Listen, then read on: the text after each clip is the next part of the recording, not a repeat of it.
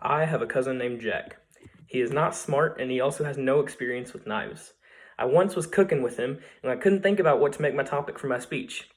So we were cutting a tomato and he was using the dullest knife possible, and he was just sitting there trying to use as much blunt force as he could.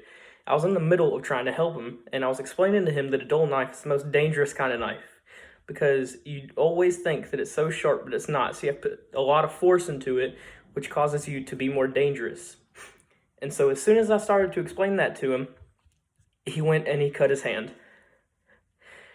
So right then and there, I had realized what I needed to write about: knife safety. Knife safety is an important issue in today's world, simply just due to the fact that not everyone is experienced with knives, and that can be dangerous for some people. I've been taught how to handle knives from an extremely early age thanks to my dad, and I've done a lot of research about how to handle them properly.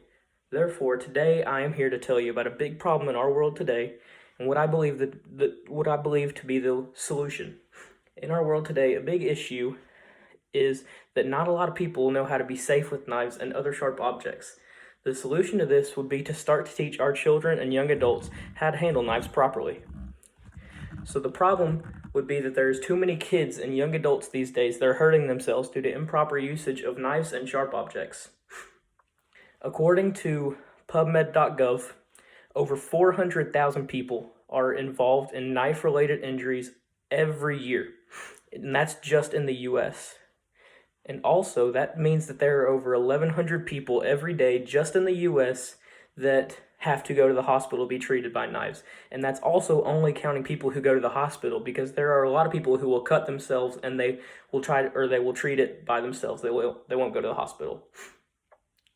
So according to that website as well, children are a lot more likely to get injured from knife lacerations, and also pocket knives are associated with almost 50% of these cases, which is a high majority over all the other types, such as kitchen things and other appliances like that. Also, according to the University of Idaho, a majority of kitchen accidents occur because of knives being used improperly. People will say whenever they go to the doctor that they cut themselves while they were cooking just because they weren't paying attention, and that's something that shouldn't happen. You should always pay attention whenever you're using a knife, just because it is a sharp object and it can become dangerous if you don't use it properly. People will also rush whenever they're trying to cook to get stuff done quicker, and that makes it a lot more unsafe as well. So another thing you should never do is put knives into a sink that has soapy water in it, because then you could reach your hand into the sink and that would cause you to possibly get cut by the knife.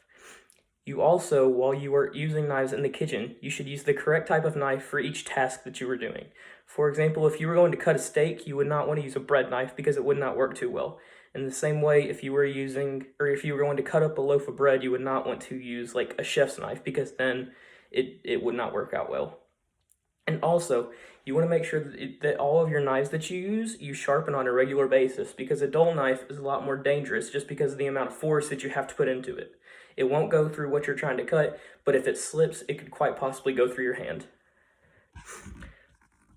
The solution to this problem, in my opinion, would be to teach your kids at a young age how to properly handle these knives and sharp objects like that, because that's one of those things that they need to know just for the rest of their lives.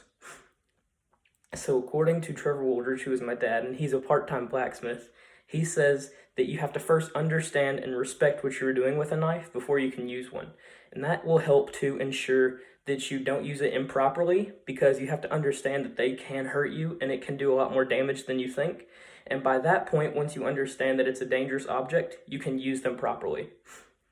And also, according to the American Knife and Tool Institute, they believe that kids should be introduced to knives at an early age with parental advisory and tutoring on these proper usage of the knives. So they actually hold a lot of different camps and stuff just for children ages 8 through 16 to be able to learn how to use these knives and objects like that properly, just because they feel that it is important for kids to learn how to use these so that it doesn't become a dangerous thing for them to use in the future. So what they do is they show them that knives are important tools that have to be used properly first before they even let them touch the knives. They also prove to them that they are dangerous and they can become fatal if they are used improperly. So they hold a lot of camps anywhere from Michigan to Missouri, and they even have some in northern and eastern Kentucky as well. In conclusion, knives can be dangerous when not used properly.